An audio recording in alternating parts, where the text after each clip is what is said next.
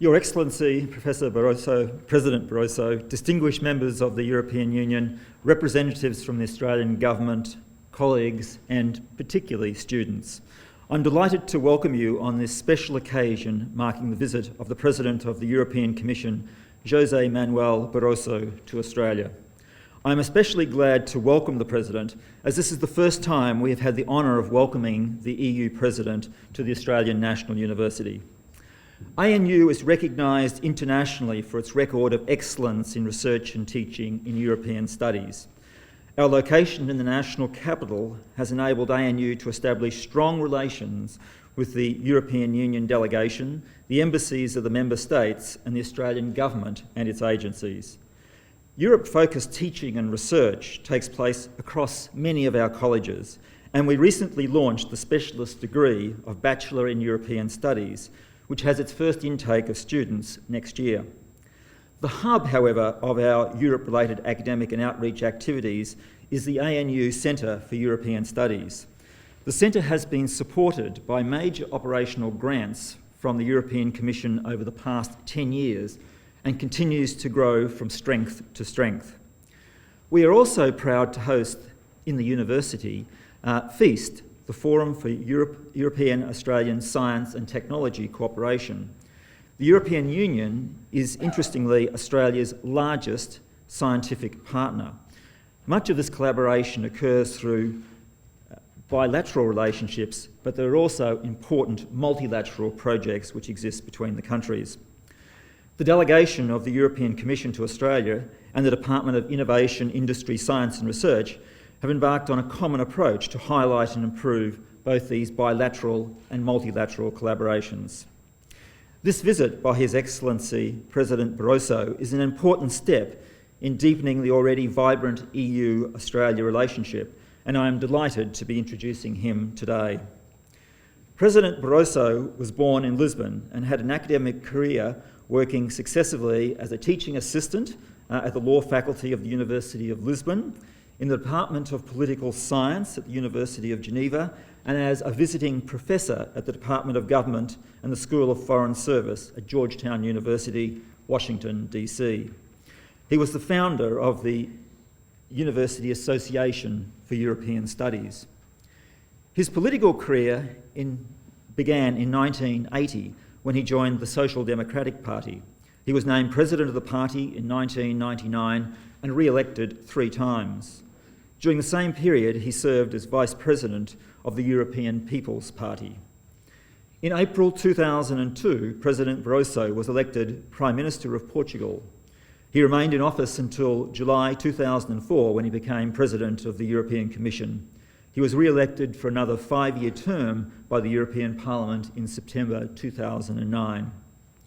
José Manuel Barroso was declared European of the Year for 2006 by the magazine European Voice. He is the author of numerous publications in political science, international relations, and on the European Union. Ladies and gentlemen, it gives me great pleasure to welcome His Excellency and invite him to speak this morning.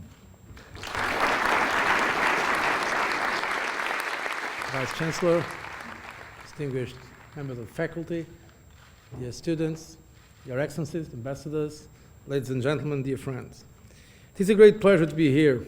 After a rescheduling in 2009, this visit is long overdue and one that I am personally very pleased to be undertaking. Let me echo the earlier acknowledgement of the first Australians and their elders past and present, on whose lands we meet and whose cultures are among the oldest in history. May I also recognize the hundreds of people joining today through internet live streaming, not only in Australia, but across Asia and Pacific. The modern links between the peoples of Europe and Australia are deep and well known. 70% of Australians have European ancestry, and we host many of each other's largest expatriate communities, quite aside from our deep economic and political ties. Even our hosts today, the Australian National University, were witnesses of the European community from its inception through Vice-Chancellor Sir Douglas Coupland, who led the Australian delegation observing our processes in 1951. Since the last official visit of a serving European Commission President 30 years ago, our world has changed dramatically and at an increasing pace. From communism's collapse to the rise of the global economy and spread of information technology, the backdrop to our relationship has transformed. Amidst this transformation, the European Union sees Australia a natural, solid, and essential global partner. We see much to admire in Australia, with a diverse and growing population, an economy reformed to meet the challenges of globalization head-on. Australia shows it is possible to combine economic reform with strong social protections and progress. Australia's continued economic growth is testament to decades of policy innovation and discipline, helping Australia to its rightful role as a significant actor in this dynamic region and globally. The European Union has responded to a different context and holds its own lessons for those who seek freedom, peace, and prosperity. As Prime Minister Hawke noted in 1985, the European Union is, and I quote, a triumph of enlightened self-interest over self-defeating pursuit of the narrowest national interest, end of quote. Though we are still building our union, it's a constant process, we have achieved a great deal. Since the fall of the Berlin Wall, for example, we have grown from 12 member states to 27, with more applying to join, and one very soon will join, Croatia. Our union today stretches from the Arctic to the edges of Asia and Africa. We have built the world's largest single market, and we are the world's biggest trading bloc. We have created a common currency that increasingly acts as a global reserve. And today, we are actively improving our economic governance and foreign policy capabilities to match the new global realities. If you have ever traveled to Europe, I'm sure many of you have experienced the benefits of our union, from the visa-free Schengen zone to the convenience and efficiency of the euro. And if you have not had a chance to visit, you still receive the benefits, from 6 decades of peace to the stability gained from the spreading of democratic liberal values. To put that in an overall strategic context, the 27 member states of the European Union are sharing sovereignty. We do this because it is clear to us that in order to secure our social market model and global interests, we must act as more than the sum of our parts and be an effective participant in multilateral fora. Indeed, that is why we value our relationship with natural and like-minded partners like Australia, not only bilaterally, but through fora such as the United Nations and G20. In a world as interconnected as ours, we reject utterly the notion that geography might influence who our friends and partners are.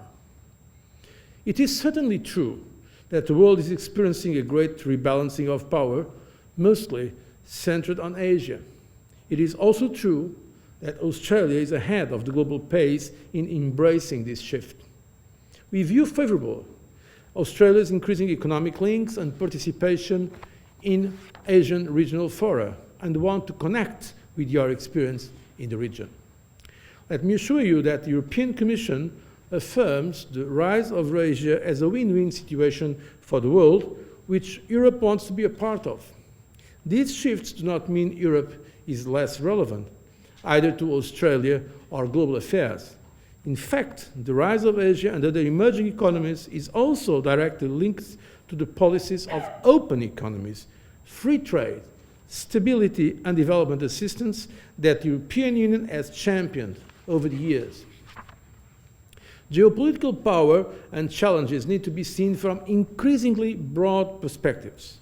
While the European Union's geopolitical power is not military in nature, it is not limited to soft and economic power. Foreign policy today goes well beyond trade and peace. It stretches from climate change negotiations to migration flows, to counterterrorism, to food security, to development and aid. On issues as diverse as competition law, industrial standards, respect of privacy. Europe's influence spreads in a way that leads to encourage a global race to the top rather than a race to the bottom. What is relevant to the European Union's relationship with Asia and Australia is that these are all areas where the European countries have chosen to delegate all or part of their sovereignty to the European institutions. Institutions that were created by our member states, and they act in a delegated way. The European Union is as deep and real as its member states. And so the European Union's relevance as a global actor is increasing, even as the relative influence of countries in Asia and groupings such as ASEAN is rising also. Recent substantial overhaul of our structures and institutions, primarily through the Lisbon Treaty, allows us to increasingly act with the coordinated and united voice that the world seeks from Europe. This does not mean that the solutions to Europe's challenges can emerge overnight. The basic legitimacy of the European Union comes from democratic legitimacy of our member states. This involves, naturally, political constraints and the obvious complications of coordinating 27 nations using more than 20 languages. We are not a superstate, but at the same time we are much more than an intergovernmental forum.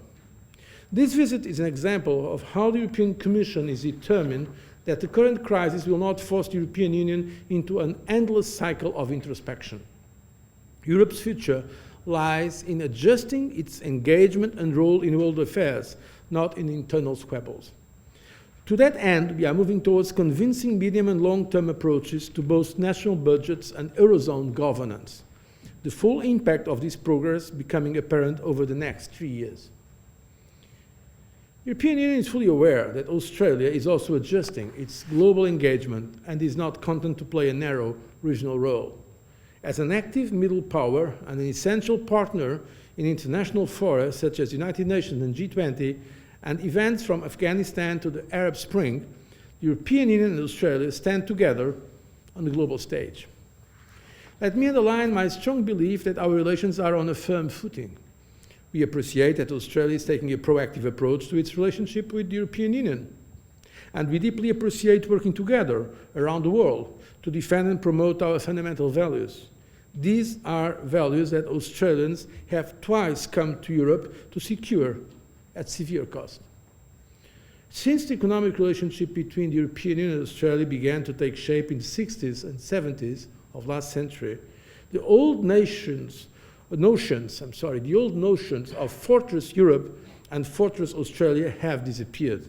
In recent decades, our collaborations have been ever closer and fairer across a growing number of fields, from higher education to science and technology, aviation security to development cooperation, even in agriculture, where some differences remain. In fact, Australia and the European Union have no fewer than 10 separate dialogues running. Through our partnership framework, a welcome step forward in 2008, we are already giving significant emphasis to our shared global challenges in our formal relationship. Building on this momentum, the Commission, like the Australian government, believes it is time to go further, to open a new chapter in this relationship. This is why I welcomed Prime Minister Gillard's proposal to upgrade relations made during the Asia-Europe Summit last October, and I had a visit of the Prime Minister in Brussels. The European Commission has responded positively by recommending to European Union member states that we open negotiations with Australia for a treaty-level framework agreement to govern and give impetus to our relationship. Yesterday, I had very productive exchanges with the Prime Minister and many cabinet ministers. In this regard, we agree that we must anchor our relationship for the long term, and our challenge is now to transfer our shared interests into shared treaty-level commitments and action. These processes naturally take time, but I believe if we can reach agreement on the far-reaching exchange of highly classified information, as we have done in July 2011, then we have good hopes of progress. I believe we have a lot to learn and gain from each other. Such an agreement would provide a basis for closer cooperation on a wide range of sectoral policies, from education and science through to counter terrorism and also the fight against proliferation of weapons of mass destruction. Cooperation in the Pacific is another key component of the strategic partnership between Australia and the European Union that will be assisted by an updated framework. As by far the largest global development donor, taking account of the Commission and Member States' contributions, it is no surprise that the European Union is also the second largest aid donor in the Pacific, just after Australia. Together, by joining our political and financial forces alongside those of New Zealand, we can maximize the absorption of funds and our overall impact. Most significantly, by promoting good governance and regional integration, while also mitigating climate change and attaining the Millennium Development Goals. This will build on enhanced forms of coordination foreseen in the Cairns Compact, such as joint programming and delegated cooperation agreements. More broadly, Australia and the European Union share the objectives of enjoying peace, security, and trade with Asia. The changes taking place in Asia are unfolding at a rapid pace, and as I have said earlier, we see these changes and Australia's involvement in the region as very positive. The European Union is building multidimensional relationships with Asian countries, determined that we should listen and learn from each other's experiences. Such stronger relationships are essential to deal with global challenges. Though we were ASEAN's first dialogue partner in 1972, in the past, the European Union's relationship in Asia have been largely economic. We need to go beyond a purely mercantilist approach and engage politically to shape collectively a new global governance. The direct dialogue offered through ASEM, the forum that gathers all 27 European Union member states plus virtually all Asian states, is essential for bringing about these improved relationships. I'm grateful that after 15 years, the forum is still characterized by a sense of momentum. We must make it more effective still. The European Union believes the forum is stronger as a result of Australia's participation and also because of the broader scope of issues now covered. I'm thinking, of course, of issues such as climate change, which force us to address all the aspects of our relationship together, and the fact that security issues are now on the agenda of ASEM. The European Union is, of course, willing to play a role in regional security in Asia, as it has done in the role of honest broker over issues such as Aceh in Indonesia. We realize that our union does not serve as a direct model for Asian regional integration, but at the same time, it remains something of a catalyst and reference point for those working towards closer relationships in the region. Those relationships may exist from government to government, business to business, or people to people. They will take time to develop, but I have no doubt the will to develop them is there. Moving on one of the most complex and lasting issues of our time. A new framework agreement between the European Union and Australia would also increase the scope for closer cooperation on energy and climate issues. The green economy is the economic growth story of Europe's future, and indeed the world. That is the only way to satisfy the aspirations of the 9 or more billions who will live on this planet in 2050. Our approach to climate change is therefore built on science and tailored to economic realities and possibilities. You could say Europe is pursuing green reforms and innovation for 3 reasons: science, self-interest, and our sense of responsibility to future generations. Australia must naturally define its own interests and pursue them through the mechanisms of its choice. But it is clear that carbon pricing and trading is an opportunity for nations to firmly stake a place at the center of the next great economic and political team, fate joined by all of us. Those that create and lead the new markets supporting this transition to the low-carbon economy stand to gain a great deal: competitiveness, growth, and jobs. The pricing and trading of carbon enables more efficient markets and forces us to allocate our resources more effectively, for example, by increasing capital investment in new technologies in the manufacturing sector. In this way, a carbon price helps us deal with the pressures of the globalized economy as well as environmental threat. No nation which looks to trade as a means of to prosperity can afford to overlook this. For these reasons, the European Union welcomes the Australian government's efforts to tackle the carbon issue and to develop a policy that will, over time, link to our own. In saying this, I must stress that our respective approaches to emissions reductions are not at odds with the need for a global agreement. In particular, a global agreement that includes collectively measurable and verifiable emissions reductions from all major emitters. Finally, let me conclude that the European Union-Australia relationship has huge potential, which we are only just starting to unlock. I have traveled here because I want Australians and the Australian government to know that the European Union is committed to achieving this potential. I also want to convey the message that despite occasional portrayals, the European Union works effectively.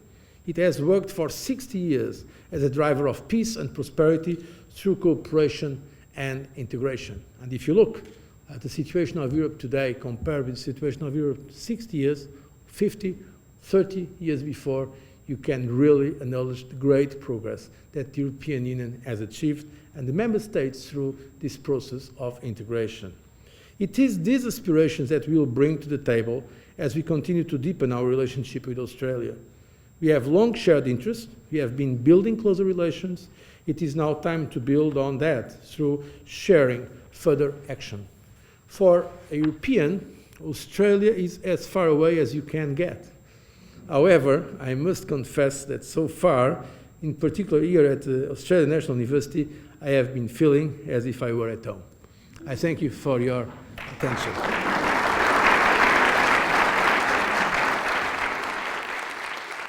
President, one of the ways pointed for our European Union to deepen is the fiscal union. We are accused of not having a central fiscal authority, and that being a cause for our uncoordinated way we move. What about this fiscal union? What perspectives are there in the European Union to create a centralised fiscal authority that is able to manage a considerable part of our budget? Because, as you know, just a small part of our budget is in your hands. Most, the smashing majority, amount of our money is managed by us, by member states. What is being done to solve this situation? Thank you very much. This is precisely one of the questions in debate now.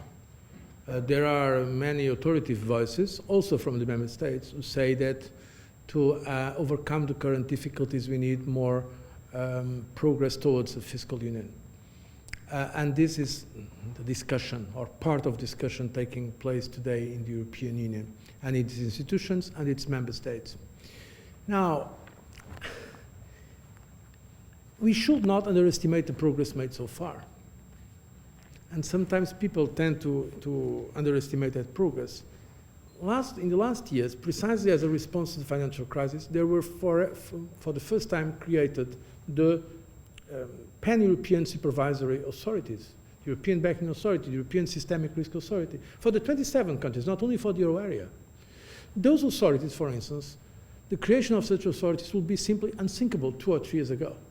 It was precisely because of the crisis that member states decided once again to create more of a European architecture. Now we are trying to reinforce the economic governance. The Commission has put forward 1 year ago proposals that in the European jargon are known as the six-pack, because there are 6 proposals for economic governance that gives more authority to the center, for instance, in terms of fiscal discipline. We are almost there to approve it, because as you know, in the European Union, the Commission makes the proposals, but afterwards we need to have the support by the member states and also the European Parliament, that has seen its powers increased with the latest revision of the treaties. And we are almost there. I would say 99% of the agreement is there. There are still some matters under discussion. We have an independent central bank, completely independent. There is no doubt in Europe, I think in the world, about independence of our central bank. the European Commission can also monitor the implementation of the economic policy, working in partnership with our member states, but also with independence regarding member states. So we are making progress in that direction. The problem now, of course, is that as a backdrop, having a financial crisis, the opinions are more divided about what should be exactly the shape of this deeper union. But we are participating in that debate. The debate is taking shape. And my opinion is that we are going forward in the sense of integration. And you know why? In the past, this debate was to a large extent politically, or even ideological. The so-called federalists on one side, those were more for more integration, and the more, let's say, intergovernmentalists. Today, the markets are demanding more integration, at least for the euro area. And this is new.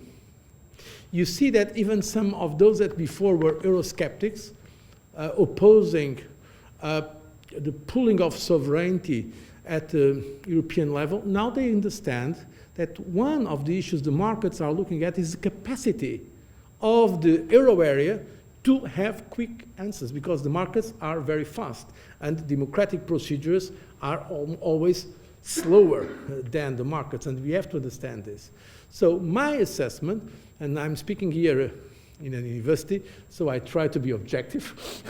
I try to remind myself of my academic past that you so kindly, Vice Chancellor, reminded all. So I try to be, I'm speaking with you now as making a political, let's say, statement, but trying to remember when I was teaching European studies in several universities, is that the European Union will go further in its integration, namely around the Eurozone. My question is in a similar vein. It relates to the Eurozone and the crisis affecting the Eurozone. This morning on the radio I heard a British economist who's also speaking here in Australia saying that it would economically make sense for Greece, for Portugal, for Ireland to come out of the Eurozone. Of course, politically that would be disastrous. Could you give us some indication of the extent or depth of political will to support the euro and how strong that political will is given the experiences of people in countries like Portugal, Greece and Ireland? Look, I respect all the opinions, but regarding the will of a country to stay or to leave an organization, the most important thing is the opinion of that country itself.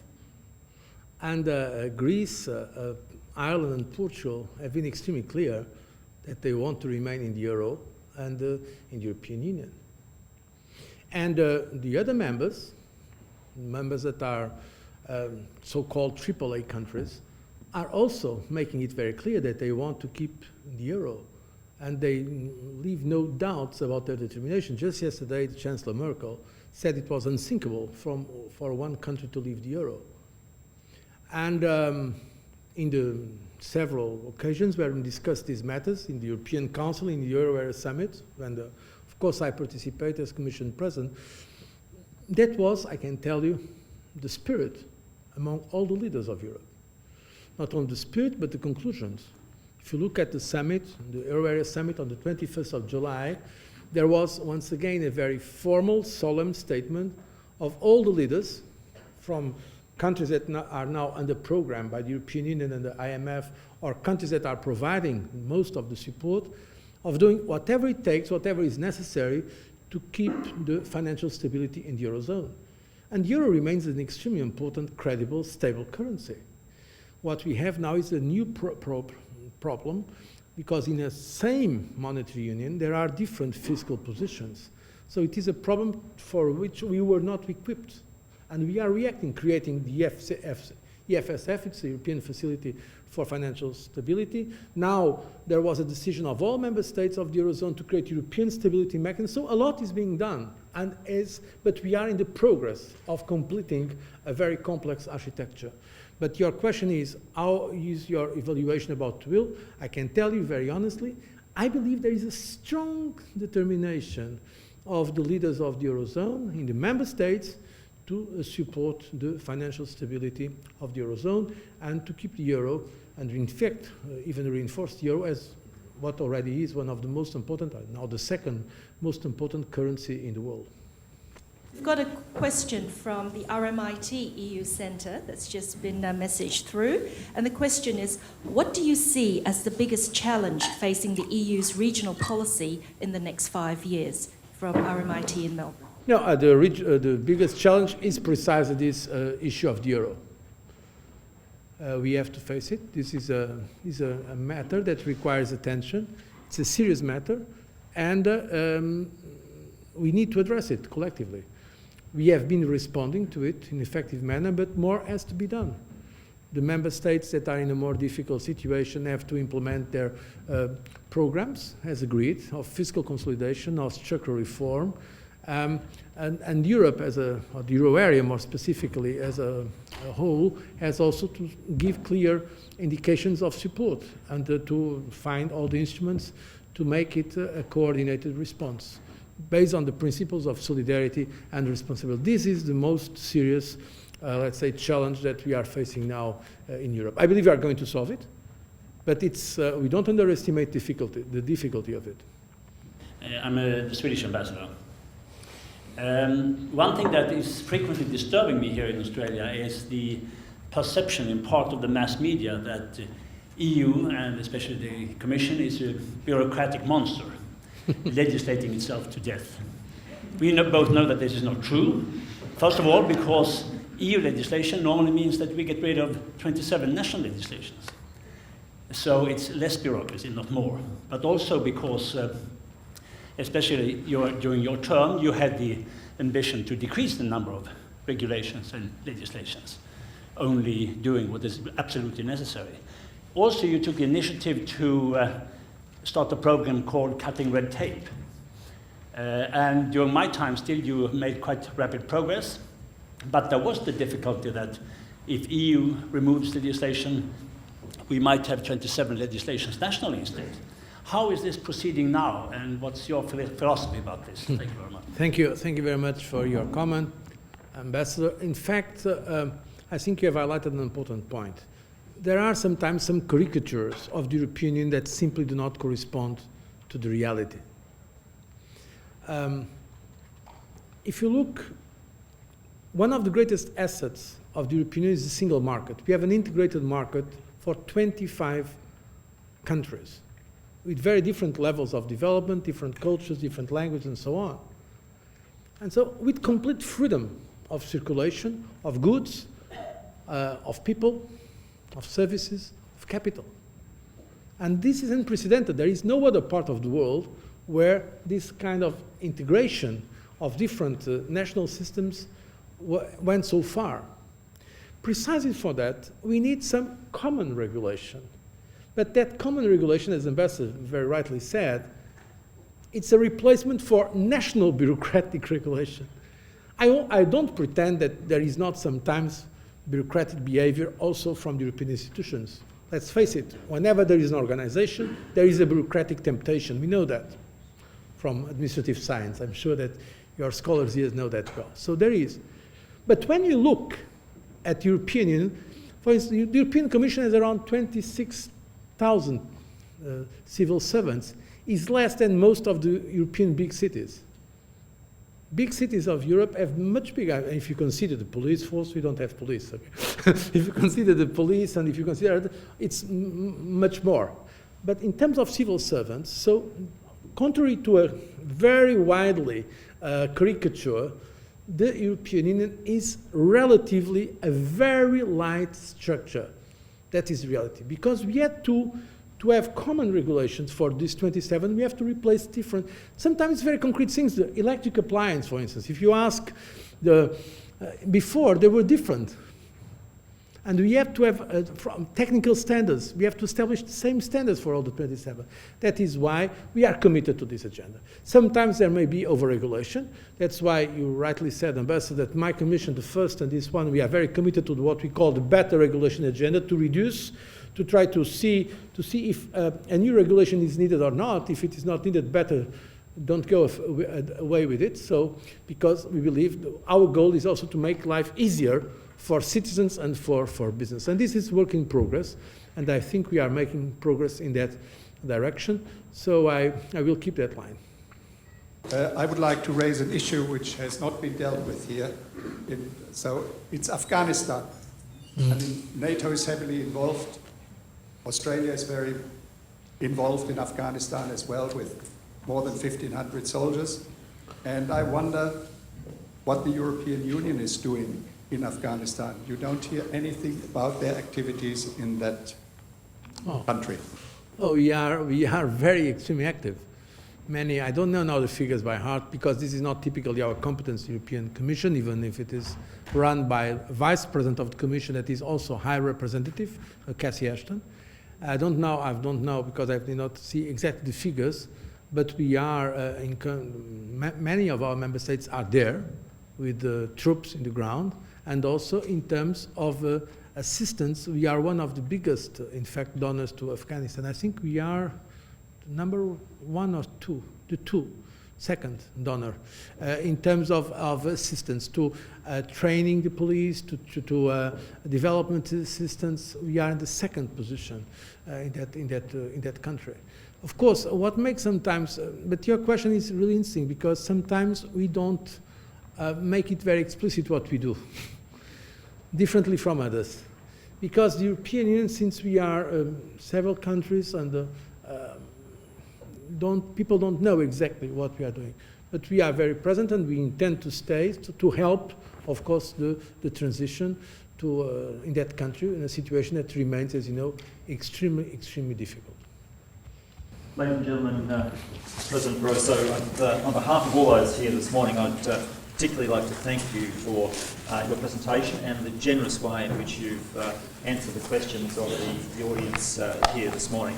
I think it was very clear from the comments you made the great common interests that Australia and the EU has, and also the common challenges we have as well. And strengthening the relationship obviously will go a long way to delivering the desired outcomes of both Australia and the EU.